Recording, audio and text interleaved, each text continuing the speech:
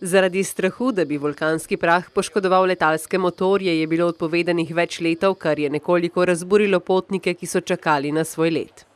I'm a little bit frustrated because I checked the internet 15 minutes ago, everything was scheduled and now I'm standing here and everything is closed. I've got no information because the gates to the park to check in has been closed indefinitely.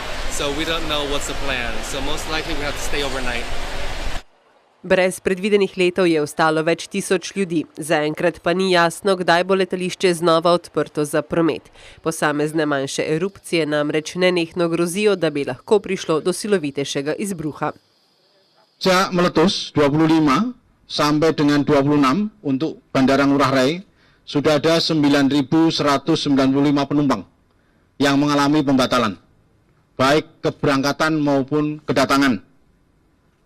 Yaitu tanggal 25 November 2087 penumpang, kemudian tanggal 26 kemarin 7.108 penumpang.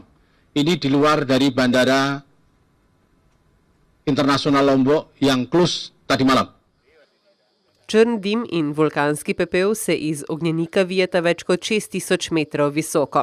Na vrhu kraterja je opaziti tudi ogenj. Oblasti so zaradi nevarnosti pred silovitejšim izbruhom evakuirale območje 10 km okoli vulkana in evakuirale približno 100.000 ljudi.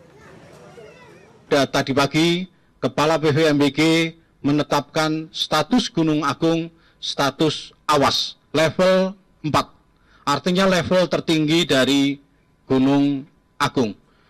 Dan kemungkinan akan terjadinya letusan-letusan yang lebih besar daripada sebelumnya sangat tinggi, apalagi masih beberapa indikasi menunjukkan memang akan terjadi letusan. Bahkan letusan sejak kemarin sudah disertai dengan letusan-letusan yang eksplosif.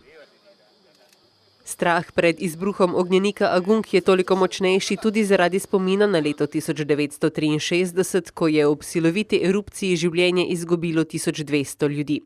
Strokovnjaki tokrat tako silovitega izbruha ne pričakujejo. Jadi letusannya tidak akan sebesar tahun 1963. Karena kalau kita melihat energi yang berada di dalam perut atau dapur magma dari Gunung Agung tidak sebesar seperti tahun 1963. Indonezijske oblasti so sicer najvišjo stopnjo nevarnosti zaradi povečane aktivnosti ognjenika sicer razglasile že konec septembra in jo kasneje znižale. Vseeno se več kot 25.000 prebivalcev takrat ni vrnilo na svoje domove in še danes živijo v začasnih domovih.